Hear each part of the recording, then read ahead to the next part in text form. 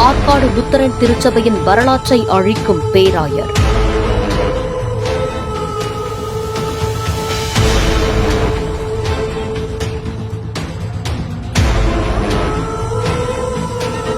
நமது திருச்சபையில் காலம் காலமாக வரலாற்று சிறப்புமிக்க கடலூர் கடற்கரை சாலையில் உள்ள நமது திருச்சபைக்கு சொந்தமான ராபர்ட் கிளைவ் கோட்டை உள்ளது.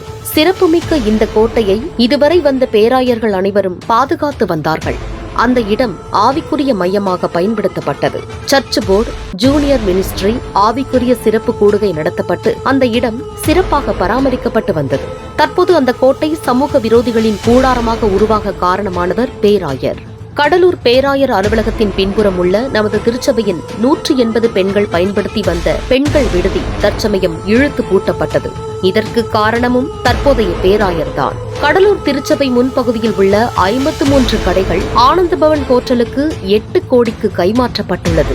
இதற்கு காரணமும் பேராயர்தான். பேராயர் அலுவலகத்தின் அருகில் உள்ள 4 குவார்ட்டர்ஸ் தற்போது இழுத்து பூட்டப்பட்டுள்ளது. இதற்கும் பேராயர்தான் காரணம். கடலூர் திருச்சபை மக்களிடையே தொடர்ந்து குமுறல். திருச்சபையை காப்பாற்ற வேண்டியது நமது கடமை. திருச்சபை மக்களே, சிந்திப்பீர்.